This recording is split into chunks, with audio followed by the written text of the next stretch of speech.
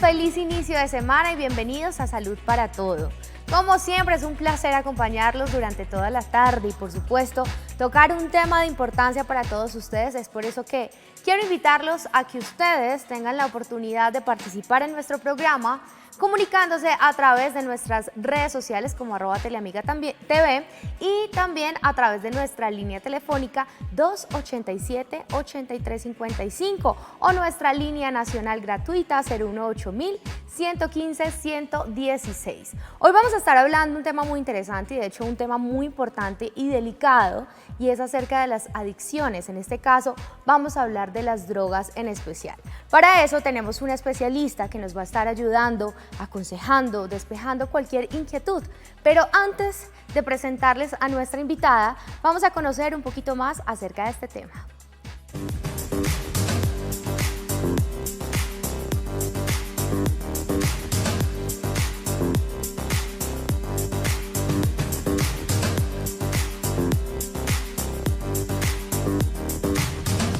Para el diagnóstico de las adicciones se debe identificar los tipos de comportamientos asociados y se debe tener en cuenta que las adicciones son un fenómeno multicasual. Los nuevos conceptos frente a comportamientos asociados con las redes sociales, tecnología, compras compulsivas, workaholic, entre otros, no siempre están relacionados con adicciones.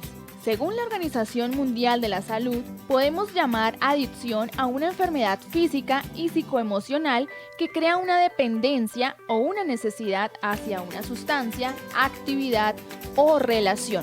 En el mundo actual, las personas llevan un ritmo de vida acelerado y de allí que han surgido unos nuevos conceptos que algunas personas relacionan como adicciones y en las que se mencionan a las redes sociales, compras compulsivas, juegos, tecnología, trabajo. Pero según expertos en el tema, la realidad frente a las adicciones se debe manejar con mucha prudencia, identificando los tipos de comportamiento asociados a ciertos factores, con los cuales se pueden generar una adicción real que requiera la intervención y atención oportuna por parte de un profesional. En cuanto a las adicciones de sustancias, el Estudio Nacional de Consumo de Sustancias Psicoactivas del Observatorio de Drogas muestran que para el 2016 el incremento fue de un 3,9 en escolares entre los 12 y 14 años. En este punto el aumento se dio ya que el grupo de las mujeres de esas edades aumentaron su consumo pasando de un 12% en el 2011 al 14,2% en el 2016. Por otro lado, según la Organización Mundial de la Salud, el consumo de alcohol para el 2015 era de 38,3%, lo cual abre una fuerte discusión ya que es el más alto del índice y además es legal. La conducta adictiva comparte su sintomatología a pesar del objeto de compulsión y dependencia. Se suelen experimentar los siguientes síntomas: deseo intenso, necesidad de aumentar progresivamente la frecuencia o la cantidad de consumo, síndrome de abstinencia, malestar asociado a la interrupción o disminución del consumo, recaídas, vuelta al patrón de consumo tras un periodo de abstinencia, modificación del estado de ánimo y alteraciones a nivel afectivo, familiar, social o económico derivadas de esta conducta.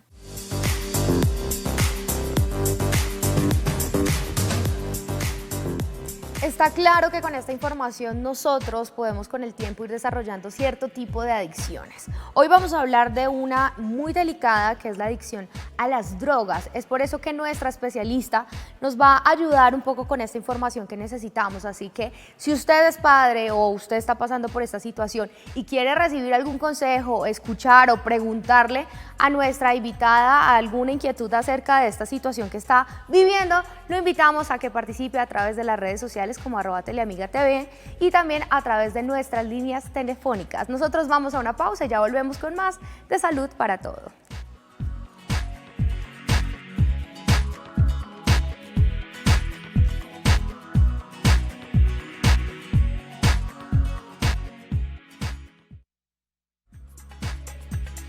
Continuamos en Salud para Todo y para poder desarrollar nuestro tema del día, estamos hablando de las adicciones a las drogas, tenemos una especialista invitada, ella es la doctora Patricia Moreno Santos. Vamos a conocer su perfil.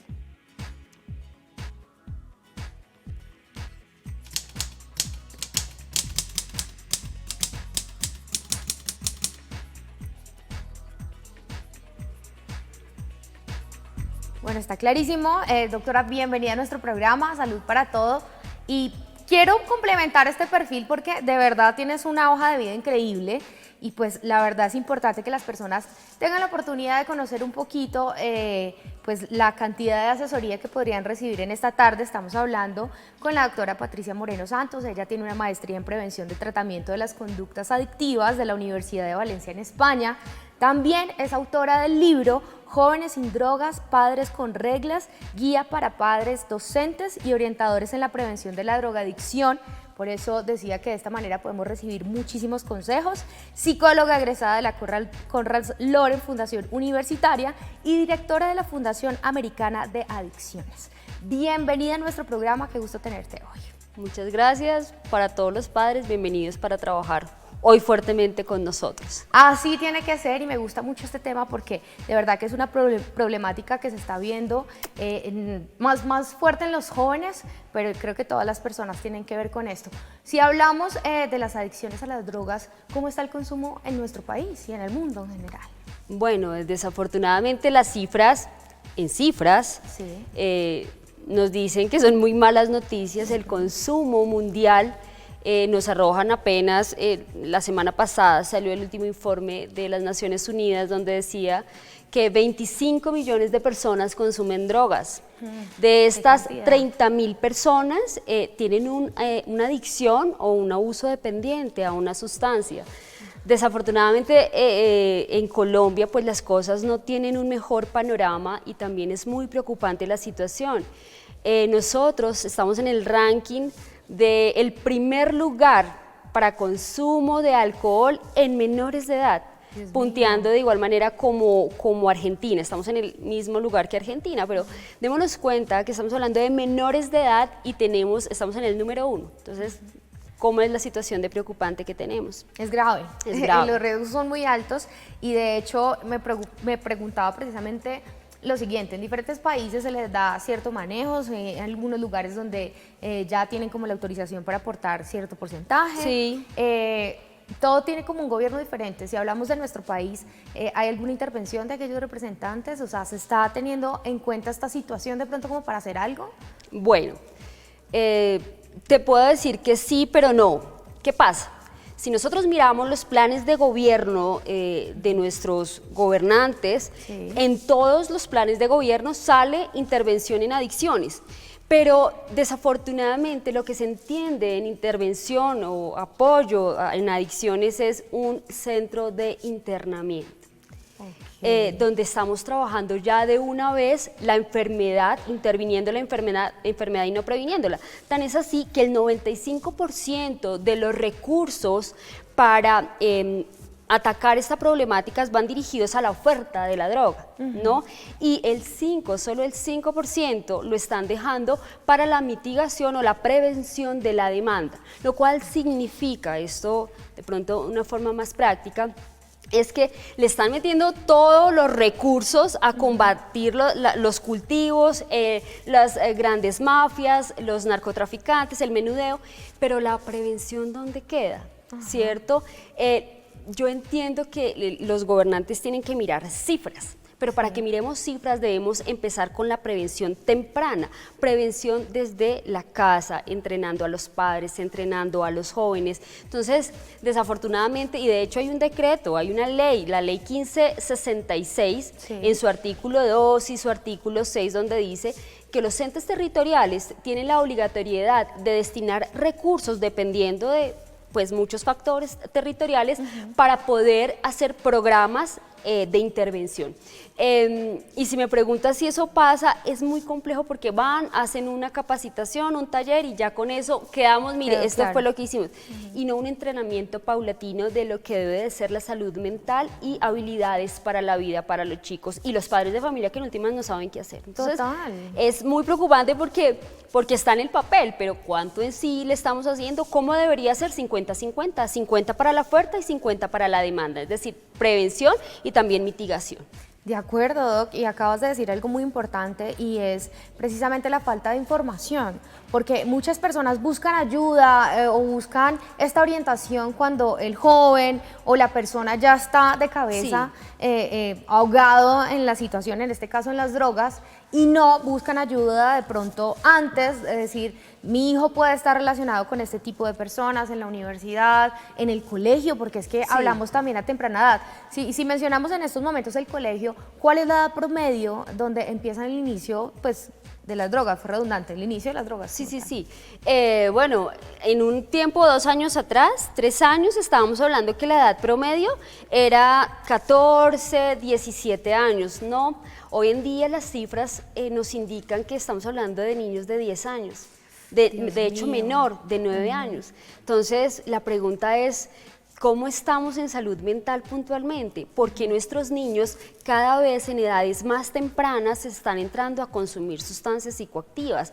¿Qué está pasando con los patrones? 1, de crianza, y 2, los entes que debemos de proteger y velar por los derechos de los niños y niñas. ¿Qué piensa un niño a los 10 años, en este caso, doctora, que se ve en esta situación? Porque mencionamos el inicio del consumo en las drogas, pero ¿en qué círculo se ve? Uno dice, no, pues mi hijo va al colegio y allá no le va a pasar nada, o yo no lo dejo salir porque de pronto las amistades que tiene no me gustan mucho.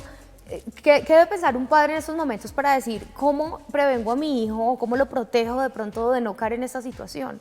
Son muchas herramientas las que podemos entrar a evaluar, pero una de ellas, y siempre parto diciéndole esto a los padres de familia, es, bueno, yo tengo que confiar en mi hijo, debo confiar en mi hijo, pero ni por error puedo confiar en su contexto. De acuerdo. No puedo confiar en el contexto donde se desenvuelven los niños. Entonces los chicos, cuando pronto hay algo de consumo, generalmente dicen, papá, pero es que tú no confías en mí. El papá, ¿cuál es el argumento inmediato? Hijo, confío en ti, pero no puedo confiar en el contexto donde tú te desenvuelves, porque yo no sé cómo son tus otros compañeritos, cómo se están desenvolviendo. Entonces, tenemos que partir de la escepticidad de dónde están desenvolviéndose nuestros hijos, y de ahí empezar a tener un ente de protector. ¿Un ente protector cuál es? Pues yo como padre.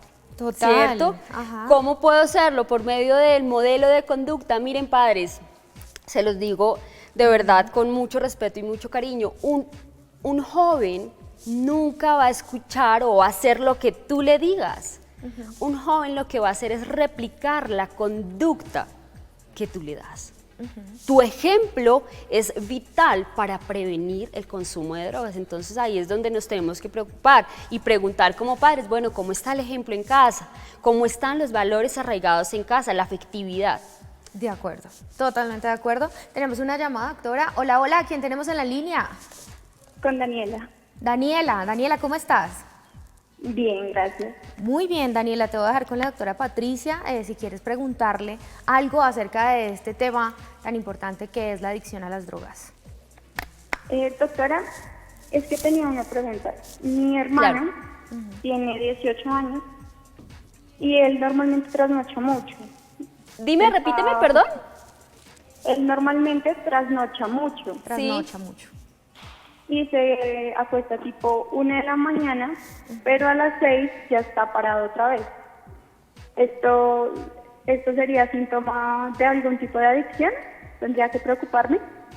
Depende porque ese es un signo en el cual, por ejemplo, si lo asociamos con cocaína, que es un estimulante, posiblemente hace que los niveles de sueño disminuyan y esté hiperalerta y superactivo. Pero no solamente puede ser alguna situación médica, siempre si hay una presunción de que mi hermano de 17 años está consumiendo, dile a tus papás que lo lleven a una revisión médica para saber si de pronto no son otros factores y de pronto estamos pecando más de exagerar, a menos de que hayan otros factores relacionados que tú puedas asociar, es decir, de deshoras a la hora de llegar a la casa, no cumple con las obligaciones de llevar las tareas al colegio, te reportan inasistencia. Pero lo primero que creo que si hablamos de sueño hay que entrar es a evaluar médicamente qué es lo que está pasando, entonces hay que llevarlo al médico. De acuerdo a la llamada de nuestra televidente, podríamos mencionar algunos síntomas que nos generen de pronto sospecha, en este caso, que nuestro hijo está consumiendo. Bueno, hay algo que se llaman los signos o los síntomas específicos e inespecíficos. Los específicos están encaminados a que una mamá, siempre lo digo y pues tal vez muchos me digan que no, pero pues siempre hay que pecar por exceso y no por defecto. Total. Y es que tengo que entrar a esculcar, por ejemplo, la maleta de mi hijo. Y si en la maleta de mi hijo de pronto encuentro algún artefacto, como de pronto esferos, las minas de esferos transparentes, que son los BIC, los esferos BIC, y tienen residuos tal vez de hojitas o polvo blanco, puede ser cocaína, puede ser que una tapa con un huequito, puede ser una pipa artesanal para el consumo. De hecho, las esferas de los mismos BIC, que son pequeñas, las están utilizando muy astutamente en los colegios para consumir. Esos son signos específicos. Y uno como mamá eso no lo sospecha. Claro, o sea, no. Y en caso tal de que lo encuentre también muchos papás, inocente. Y el chico le puede argumentar, no mamá, eso no es mío, eso era un amigo que me lo... Y el papá, bueno, mijo, no hay que creer eso y hay que entrar a mirar más a profundidad. Ese es un signo específico. Otro signo específico, por ejemplo, es que le veamos polvo en la nariz. Y muy inespecífico podría ser los cambios comportamentales, los cambios en la conducta. Por ejemplo, te reportan en el colegio que el niño no está funcionando, que no está llegando la inasistencia al colegio, se pone agresivo, irritable, quiere salir o de pronto está supremamente activo. Eso pasa cuando hay consumo de estimulantes, se ponen muy activos y no quiero estar en la casa y tengo que salir y tengo que salir. Entonces hay que discriminar qué tipo de sintomatología, pero los síntomas específicos generalmente cuando se presentan es que el chico ya lleva un tiempito con el consumo. Entonces sí, de hecho, para poderlo prevenir siempre hay que estar esculcando, mirándole, que él no se dé cuenta, sacamos habilidades, exacto, tengamos habilidades y astucia como padres para poder que no tampoco maltratarlos, pero hay que estar adelante. Confiar en ellos, pero estar pendientes. Exactamente. Algo muy importante ya cuando mencionábamos las edades, también como padre está bien hablarle a mi hijo sin maquillar tanto, de pronto como explicarle las drogas son esto y te lleva, porque pasa muchas veces con los padres que precisamente por no meter ideas a la cabeza, pues no tocan este tipo de temas, que es importante como hablarlo sin anestesia. ¿O qué opina usted? ¿Qué pasa? Lo que pasa es que sigue siendo aún hoy en día un tabú el consumo de las drogas,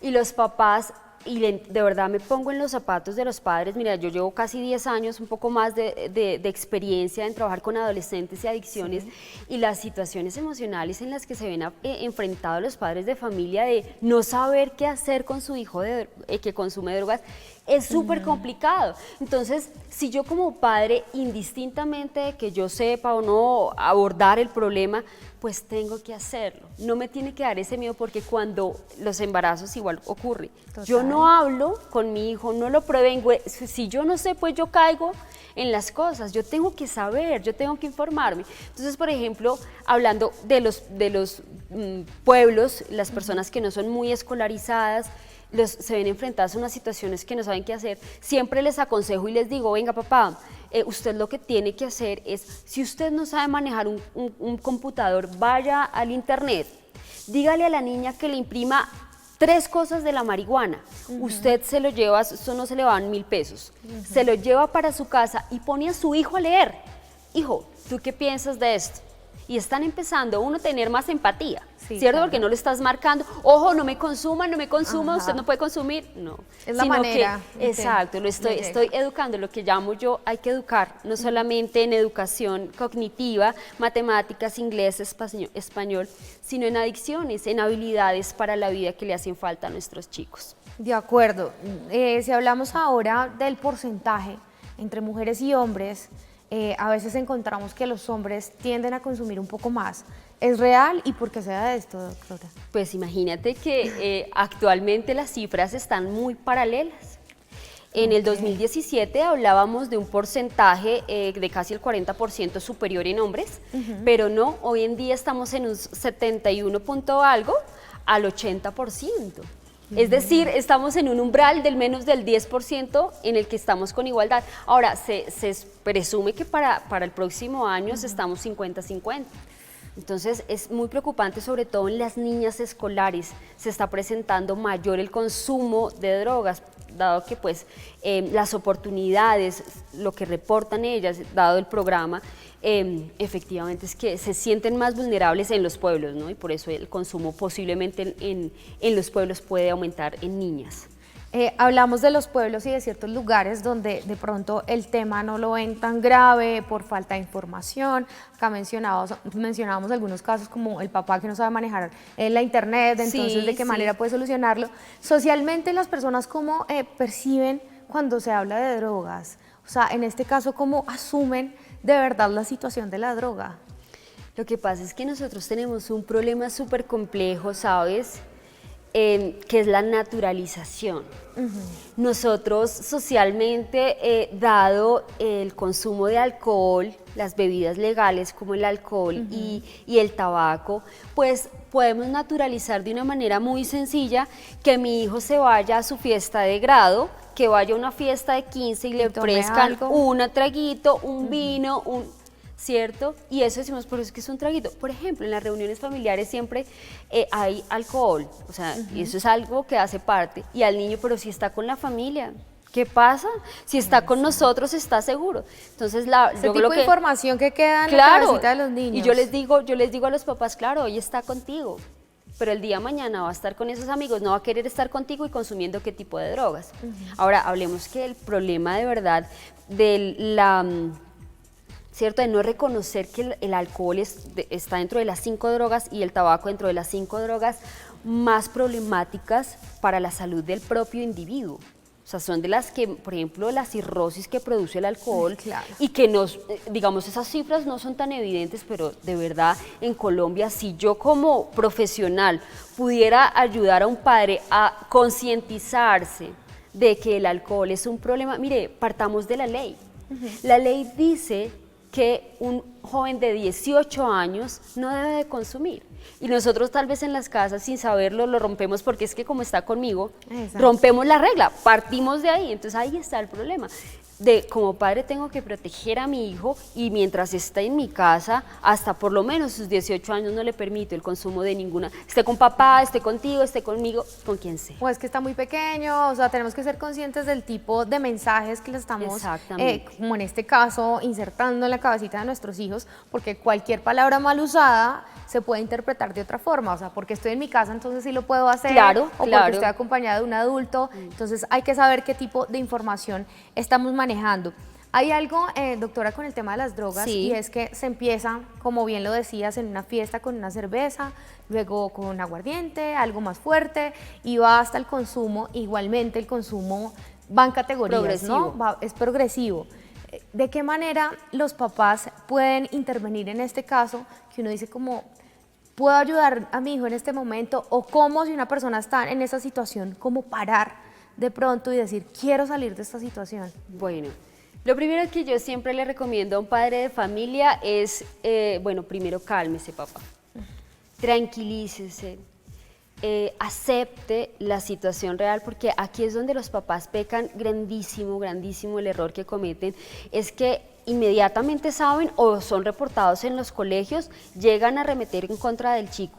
Usted es un drogadicto, usted es un marihuanero, Atacar. lo saco y lo llegan a atacar vulnerando, es que no le están atacando la conducta sino sus emociones, ¿cierto? Y eso es algo, huellas imborrables para un chico. Entonces lo primero que yo le sugiero a un papá, si su hijo ya está dentro de un consumo de drogas, sea de que el tipo que sea, tranquilícese, cálmese. El siguiente paso, luego de que usted se tranquilizó, viene una etapa de no aceptación, porque entonces mi hijo, una mamá alguna vez me decía en una oportunidad, pero es que mi hijo salió de mis entrañas, mi hijo yo lo conozco perfectamente, yo sé que mi hijo no es capaz, y el mismo chico me reportó que consumía, ¿cierto? Ok. Entonces los papás se cierran.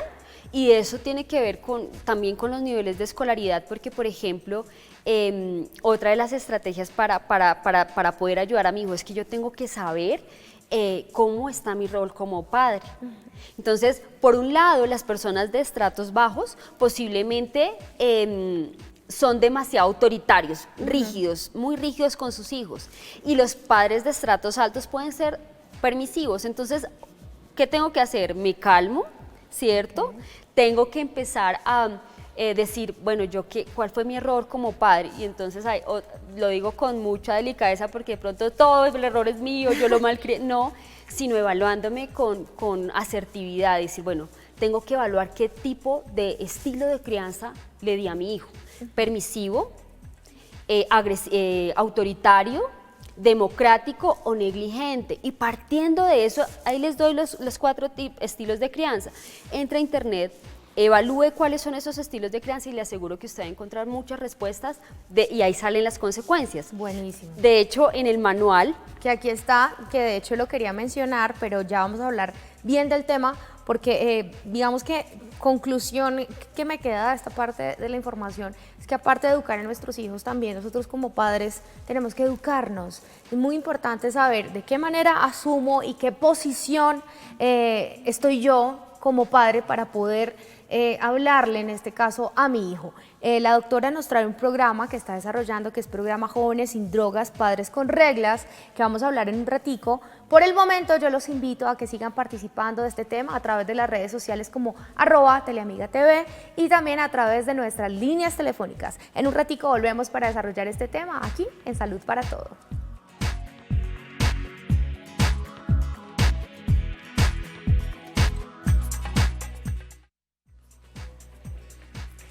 Continuamos en Salud para Todo, hablando hoy, desarrollando este tema acerca de las adicciones. En este caso estamos hablando de la adicción a las drogas. Si usted quiere conocer un poco más o hablar con nuestra doctora especialista, lo puede hacer a través de 287-8355 o nuestra línea nacional gratuita 018-115-116. Continuamos con la doctora Patricia Moreno y estamos hablando acerca de este programa. O sea, quisiera que nos contaras un poco acerca del programa y de la cantidad de programas que pueden encontrar los papás que de pronto están en esta situación y quieren recibir ayuda en esta situación con su hijo o con algún pariente cercano. Bueno, dado mi experiencia y evaluando caso por caso que siempre me llegaba, yo veía una necesidad muy importante que era educar a los padres. Entonces, en la Fundación Americana de Adicciones, nos pusimos varios profesionales en el trabajo de implementar este programa que su mismo nombre lo dice, Jóvenes sin Drogas, Padres con Reglas. Un padre se pregunta, pero yo ¿cómo le pongo reglas ahorita a mi hijo? Nosotros en el desarrollo del programa entrenamos a los padres de familia para que puedan ayudar a sus hijos, por un lado a prevenir y por el otro lado a intervenir si en caso tal ya hay un consumo. Entonces este programa es maravilloso porque el impacto que hemos podido hacer en muchos de las alcaldías locales les ha sido maravilloso porque los papás nos llegan desarmados, ¿no? Llegan y dicen, pero yo no sabía que tenía que hablar con mi hijo de tal y tal manera, cómo abordar este tema. Nos sentamos con los mismos chicos y con sus padres y hacemos ejercicios de roleplay para que ellos puedan integrarse como padre e hijo. Entonces siempre me decían, pero es que no hay un manual para los hijos porque es que cada hijo es independiente. Claro, cada hijo es particular, cada chico es diferente, pero si nosotros como padres partimos de unas herramientas desde el área neuropsicológica, podemos entrar a ayudarlos y prevenir, que es lo más importante. Aquí hay algo de lo que mencionas y es la edad. He escuchado frases de los padres que dicen, no, es que ya tiene 15 años, ya qué caso me va a hacer, ya no me escucha a mí como padre, ¿no? O sea, como que hay un estándar de edad donde dice, si no lo corrige desde ya, ese muchachito se le va a salir de las manos, ¿no? Que suele suceder mucho. ¿Qué hacer si de pronto él ya es mayor de edad, ya como padre no me escucha y la persona que está realmente como en este caso con la adicción no entiende porque muchas veces como su realidad es otra? ¿Cómo puedo yo acercarme a esa persona y ayudarla? De pronto si no tengo la autoridad en este caso como padre o como alguien superior a decirle, ven, te voy a ayudar, vamos a buscar ayuda. ¿Cómo me puedo acercar yo y de pronto cómo darle una luz a esa persona? Bueno, en primera instancia siempre les digo, cuando yo formo a mi hijo en valores, siempre me debo apegar a ellos. Tal vez se demore mucho en el reconocer que necesita ayuda, pero yo tengo que estar pendiente ahí. Pendiente no quiere decir que yo tenga que aguantarme si mi hijo tiene un consumo alto y el desafío, porque es que son oposicionistas desafiantes las personas que ya consumen, entonces se le pueden parar al papá y de malas y es mi vida y yo veré qué hago con eso y se les enfrentan. Entonces yo como papá tengo que guardar la calma y poner reglas en las que tiene que estar en mi casa, y si tú estás en mi casa va a ser bajo estas normas, porque aquí hay amor, aquí hay afecto, reconozco mis fallas como padre. Si la situación es completamente desbordada, definitivamente necesitamos, y ni siquiera porque sea desbordada, siempre tenemos que tener ayuda de un profesional. Si tiene 15 años, quiere decir que aún está en el colegio, reportemos la situación en el colegio. Es decir, cuando un niño ya empieza a tener conductas agresivas, cuando ya empieza a salírsele de las manos del papá, le pregunto al papá, bueno, ¿y qué pasó con la sintomatología previa? ¿Qué pasó con los indicios antes que tuvo el niño que nos estaban indicando que algo no estaba pasando? Cuando ya un papá decide aceptar que hay un problema de drogas, ya el chico posiblemente le cogió muchísima ventaja, y la droga también a él. Entonces, por eso es fundamental la prevención. La prevención. Educarnos en adicciones como padres, y este manual, este programa Jóvenes sin Drogas, Padres con Reglas, les permite eso a los padres de familia. Entonces siempre me acojo a ese amor eterno que le tendremos los padres a nuestros hijos para poder hacer cambios, y si yo no sé algo, pues me tengo que educar. Educación, y de hecho esto lo dice semejante ícono que es Imagínate, Nelson nuestro Mandela. La inspirador. educación es el arma más poderosa para cambiar el mundo. Ahí les dejamos esta frasecita súper importante y súper cierta. Tenemos una llamada. Hola, hola, ¿quién tenemos en la línea? Hola, buenas tardes. Mi nombre es Camila Arias. Camila, te voy a dejar con la doctora Patricia. Gracias. Doctora, ¿cómo está? Mire, ¿Cómo estás? lo que pasa es que tengo un caso en mi familia. Un familiar que lleva más de 12 años en las drogas. Él en este momento tiene aproximadamente 30 años. Y realmente los papás no saben cómo sacarlo de ese problema, porque pues no puede estudiar, no trabaja, vive en la casa con ellos, y ellos no saben ya qué hacer. Bueno, en el caso de él ya manejamos una adicción 12 años, ya desafortunadamente la familia tiene que lidiar con una enfermedad. No, una enfermedad, recordemos que una adicción es la enfermedad crónica del cerebro, y no es que está muy encaminado en nuestro país en pensar que es la voluntad de la persona, es que él no quiere dejar de consumir, no. Es una persona enferma, que es una enfermedad igual que la diabetes, que es una enfermedad igual que el cáncer, que es progresiva. Hay periodos en los que se recupera y hay periodos en los que recae. Vuelve y se recupera, vuelve y recae. Entonces es una enfermedad progresiva. Desafortunadamente, si no trabaja, si no funciona, ya su vida es completamente disfuncional, y creo que tienen que entrar a evaluar primero, de hecho, más que la parte conductual, la parte médica. ¿Cómo están sus órganos blancos? Generalmente nosotros los profesionales, cuando tenemos este tipo de población donde ya es un consumo, ya es una adicción fija, lo que buscamos es darle calidad de vida al individuo, ¿cierto? ¿Hay posibilidad de salir de este tipo de enfermedades ya? Es probable, es muy probable que pueda ser, pero Cuesta más, es más difícil. Uno, los costos son supremamente elevadísimos. Se es claro, mira, nosotros en nuestro sistema de salud tenemos 3 meses de internamiento para las personas que tienen un problema, pero no hay seguimiento. Y una enfermedad progresiva como esta necesita un seguimiento, una latencia alta de tratamiento para poder sacar adelante a la persona. Entonces, el costo para una intervención particular es altísimo. Es muy alto, porque estamos hablando de varios profesionales. Entonces, lo primero que yo le diría a nuestra televidente es que hágale un chequeo médico a ver cómo están sus órganos blancos, corazón, hígado, pulmones, a ver cómo se encuentran. Y si de pronto por ese lado el individuo, ese familiar, puede entrar a generar algo de empatía con respecto a su salud y nos permita a todo el resto intervenirlo y apoyarlo. Pero sí, definitivamente es una enfermedad que es muy difícil. Nosotros los profesionales estamos supremamente preparados para que en cualquier momento las personas desistan del tratamiento. A eso iba, doctora, ¿qué tan importante es que la persona esté de acuerdo o no a realizarse este tratamiento y a salir de esta situación? Porque una cosa es que en este caso pues el papá quiera, pero yo en este caso como adicta diga, no, yo estoy bien, yo no necesito absolutamente nada, no voy a ir a ningún lugar a recibir ningún tratamiento, o sí, soy consciente de la situación en la que estoy y quiero recibir ayuda. Bueno, el caso de la televidente es una persona que tiene 12 años de consumo, vuelvo y digo, con ellos es calidad de vida y es, digamos, muy poco probable que se pueda hacer una intervención porque él acepte a conciencia.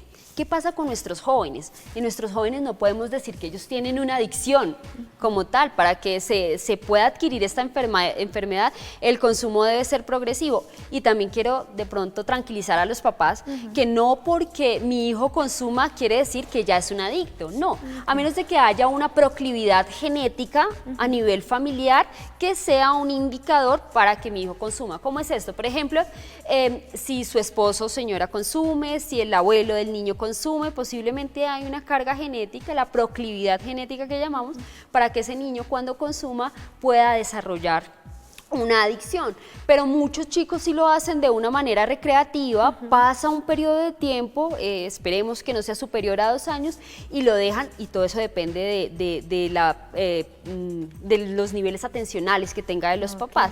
Entonces, cuando hablamos de adicción en jóvenes, me tranquilizo un poco porque, claro, está supremamente exacerbado, pero no quiere decir que tenga una adicción, que posiblemente tenga un consumo abusivo, sí, y que le pueda llevar a una adicción también. Por eso hay que prevenir que no consuma. Esa es la clave. Eso es lo más importante. A través de las redes sociales también están haciendo preguntas y Camila tiene una pregunta específica donde ella menciona si de pronto conoces o existe alguna universidad en el mundo donde se prohíba que entren estudiantes o entre una persona que consume drogas. Es muy importante esa pregunta, ¿sabes? Porque sí, lo que pasa es que a los consumidores se han criminalizado, ¿cierto? Entonces se estigmatizan, se alejan, no, usted no se junte con mi niño porque es que usted ¿cierto? Entonces los consumidores son víctimas de una enfermedad, son personas enfermas, son personas que necesitan ayuda y comprensión, no los podemos marcar. Y efectivamente en ningún lado, hoy en día ya estamos evolucionando con respecto a la salud mental y decimos de que no, ellos son personas enfermas que merecen nuestro respeto, nuestra tolerancia, porque no es simplemente, es que él quiere consumir, no, es que ya hay una información en su cerebro, en su organismo que le demanda todo el tiempo el consumo de drogas. Entonces hay una necesidad, ¿no? Hay una necesidad, ya le metiste esa información química a tu organismo y hay que entrar a intervenirla en caso tal de que la persona quiera. Por ejemplo, si mi hijo de 15 años consume y él no quiere tratamiento, porque generalmente lo que te digo, los padres lo primero que piensan es lo voy a internar. Pero pues hay que mirar los sitios donde lo voy a internar. Generalmente los chicos, no todos necesitan internamiento. No todos los problemas de consumo necesitan internamiento, se puede hacer una terapia breve, ambulatoria, desde casa, enseñando a los padres, enseñando a los chicos a hacer asesorándonos de cómo está el proceso en el colegio y ya se recupera el chico y perfectamente, ¿cierto? Entonces hay que saber discriminar la problemática como tal. De acuerdo. Estábamos hablando, en algún momento mencionamos la progresión que tienen las drogas y pues con la llamada de nuestro televidente también nos pudimos dar cuenta de la progresión que hay en la vida, ¿no? En el comportamiento. Entonces se empieza con una droga y hay cierto tipo de alteración en el comportamiento, como bien lo decías, que es uno de los síntomas. Después el trabajo, dejan de estudiar, dejan de salir, la depresión, como estos síntomas que llevan a la persona también como a perderse de la vida en sí. Hablemos un poco de eso y de cómo llega la muerte, porque también es un caso extremo, pero ¿qué tanto porcentaje de muerte encontramos a causa de las drogas? Es preocupante también. Si hablamos en términos de cifras, son 6 millones anuales de personas que mueren por el consumo de tabaco, por enfermedades asociadas al consumo de tabaco. 5 millones de personas que mueren por el consumo por enfermedades asociadas al consumo de alcohol y 35.000 más o menos, 350.000 más o menos por el consumo de otras drogas. Entonces, Dios. ¿cierto? Las legales.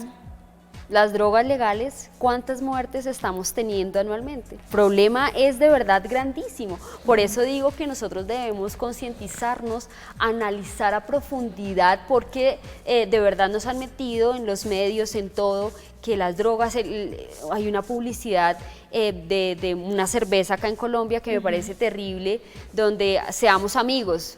Tú no haces amigos tomando drogas, eso te daña tu vida. Hay otros, para los chicos, entender esos mensajes es súper complejo. Hay otros medios en los que tú puedes hacer amigos por medio del deporte. Busquémosle actividades a nuestros hijos. Entonces las cifras por muerte son y van en aumento. Van progresivas esas cifras. Importante que nos demos cuenta de esta situación y podamos pedir ayuda. Nosotros seguimos desarrollando este tema, adicciones, en este caso adicción a las drogas, y queremos que ustedes participen también a través de nuestras redes sociales como @teleamigatv. Ya volvemos con más de Salud para Todo.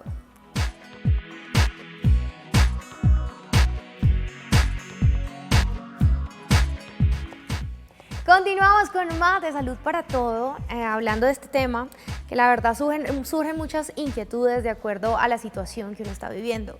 He escuchado a varios jóvenes hablar de punto rojo. ¿Qué es? Porque la verdad no tengo ni idea, doctora. Claro, eso es muy importante, esa pregunta, sí, porque nosotros como padres tenemos que saber cuál es el lenguaje o la jerga que utilizan nuestros hijos para hablarse en clave. Esas son palabras claves para ellos, como por ejemplo también decir nieve.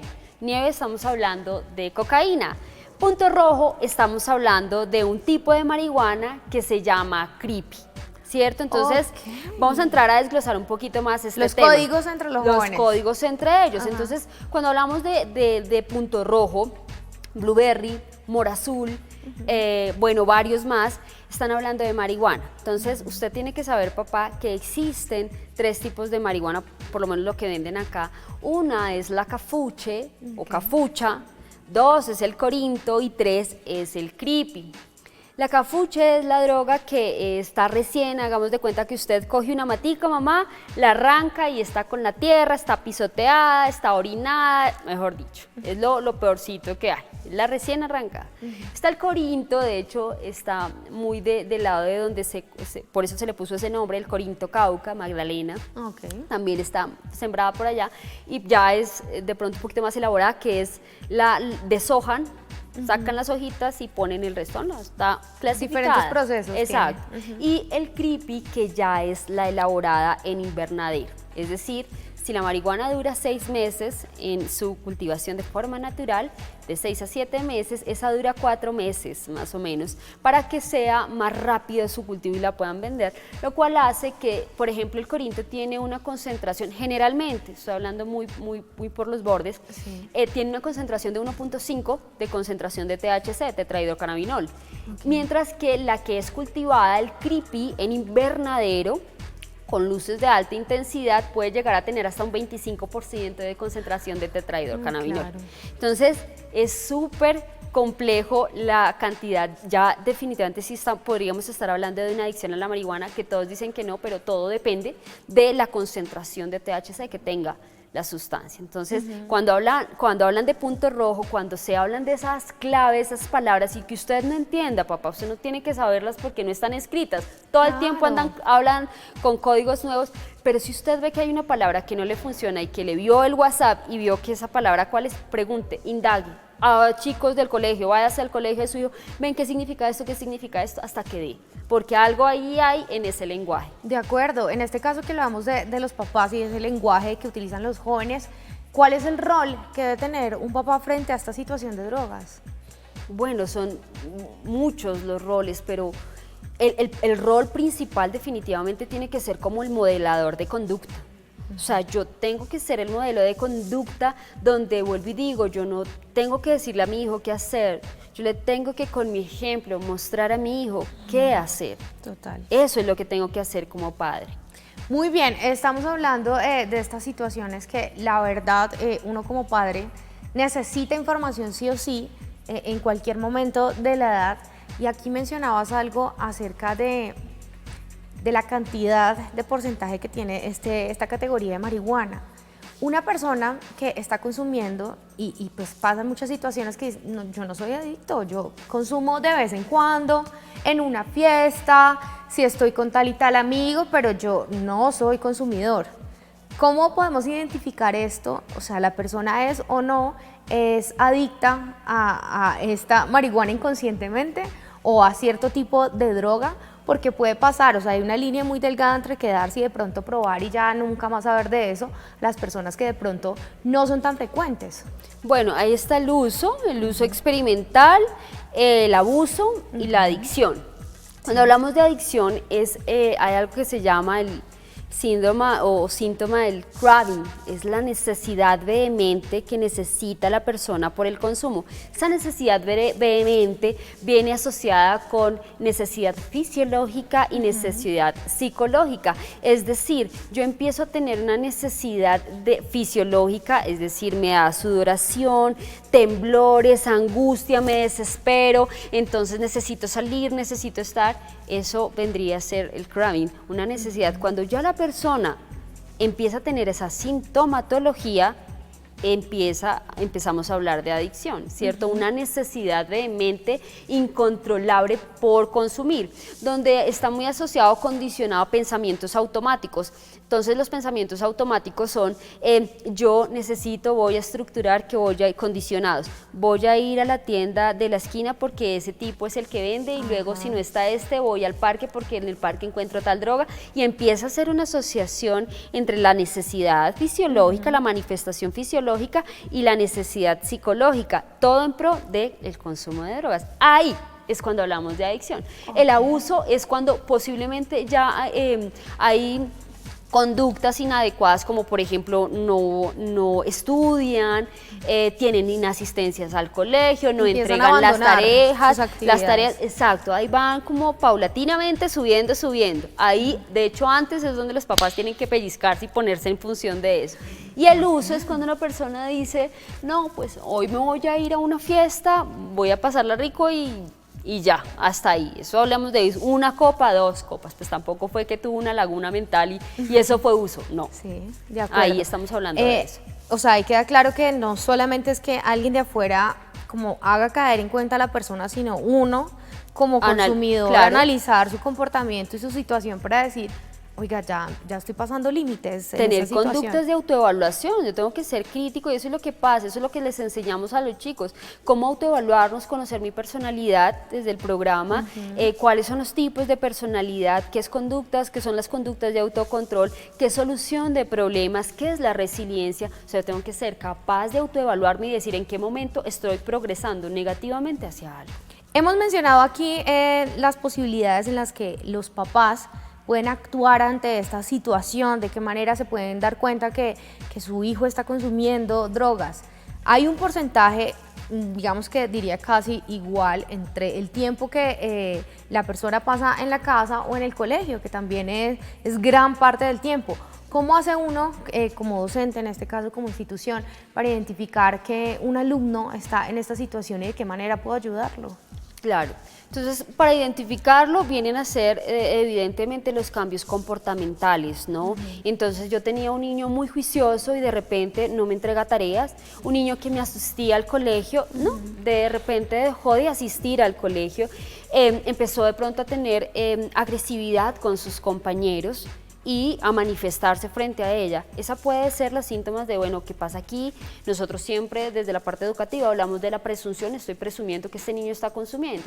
Luego de que yo presumo o tal vez si evidencio que hay consumo, lo que tengo que hacer es reportar. En primera instancia, reportarle a los padres de familia. Acá los docentes, si me pongo en los zapatos de los docentes, hay un grande problema, que muchas veces los padres no le creen. Los papás, no, usted me está calumniando, Claro. usted no quiere a mi hijo, usted me rechaza a mi hijo. O desde no el hijo escucha. es que ese profesor me la tiene montada. Exactamente, y así van a argumentarlo y el papá se cierra eso y deja que progresivamente el problema avance mucho más. Entonces yo le digo a los papás, sean cautos, tengamos la capacidad de escuchar a los profesores porque el profesor no le va a decir, venga, presumimos que su hijo consume por hacerle daño. Es uno de los tantos estudiantes que tiene y de las tantas generaciones que van a salir. Si usted como padre escucha lo que le está diciendo ahorita, se puede hacer. Imagínense muchos padres son reportados en 11. Su Sí. hijo está consumiendo, el niño sale a final de diciembre y el profesor ni más ese niño. ¿Y quién se quedó con el problema? El papá. El papá, ¿cierto? Entonces tengamos la capacidad de escuchar. Luego vayamos al colegio cuando el orientador nos reporta que esta situación es, de pronto presume que hay consumo de drogas, escúchelo. Luego de eso vamos a entrar a un seguimiento. Ese seguimiento parte desde el departamento de orientación. Sí. El departamento de orientación, si ve que la situación es muy crítica, tiene que reportarlo a las entidades de alertas, puede llamar al 123 para que hagan seguimiento directamente desde el ICBF si la situación es muy problemática, pero si vemos que hay unos papás conciliadores, hay unos papás proactivos, hay unos papás Quieren ayudar a su hijo, pues ellos tendrán que hacer la intervención individual, particular, con entes que también pueden llegar a ser económicos y la orientadora pide seguimiento, lo cual significa que si hay seguimiento en intervención, la mejora educativa va a funcionar. ¿Sí Se ven? van a ver los resultados. Se van a ver los resultados, pero Sí. depende también de la situación para la que enfrente el colegio y los docentes, que de verdad sí mi admiración total para ellos, para Sí. abordar esta situación tan compleja. De acuerdo, estamos ahora hablando de una institución como tal y si pasamos a un ambiente laboral, ¿de qué manera se maneja esta situación, no? Ya estamos hablando también de una persona adulta, donde se adquieren otras responsabilidades, donde hay otro tipo de relación. ¿Cómo se maneja esta situación? Bueno, las cifras tampoco son muy buenas en el ambiente laboral. Hablamos de 53.000 más o menos acá en Colombia accidentes 12 horas antes de que una persona haya consumido alguna sustancia psicoactiva. Accidentes reportados por las IPS, por las EPS. Más o menos en porcentaje estadístico, más o menos son 63.000 excusas de no asistir al trabajo porque previamente estaban consumiendo sustancias. Es decir, las empresas y la productividad laboral, dado el consumo de sus empleados, disminuye significativamente. Cuando mencionabas excusas, también están las excusas, digamos que positivas, como la ven las personas, porque muchos dicen, es que me relaja, es para el estrés, me da más creatividad, aquí puedo trabajar más, rindo en el trabajo. ¿Qué decir en esa situación? No, pues nunca una sustancia psicoactiva te va a generar o te va a brindar habilidades que tú no tienes de forma natural. De verdad, soy una fiel creyente de que si tú tienes una habilidad o algo, sabes algo, es porque tú estás, bien eso en tu ADN, nunca una droga te lo va a permitir. ¿Qué puede pasar? Por ejemplo, hablemos con estimulantes, que a las personas de la banca o de la parte bancaria les consumen cocaína, que es un estimulante. Eso lo que les permite es de verdad tener un poco más de actividad, ¿cierto? Si necesitan entregar algún trabajo o algo, pueden estar un poco más despiertos, pero lo que hace es que disminuye, cuando deja de consumir, su capacidad física disminuye al 200, que no lo hace funcional. Tiene sus consecuencias, es verdad. Doctora, muchísimas gracias de verdad por habernos acompañado en este tema tan importante. ¿Cómo te encontramos en redes sociales? Pueden buscar la página de la fundación www.americanadeadicciones.org. Así es, muchísimas gracias, doctora Patricia. A ustedes muchas gracias por acompañarnos y recuerden escribirnos en nuestras redes sociales como @teleamigatv si quieren que tratemos aquí en nuestro programa algún tema en particular, si tienen preguntas a través de las redes sociales, y nosotros nos vemos mañana con un tema de interés para ustedes en esto que es Salud para Todo.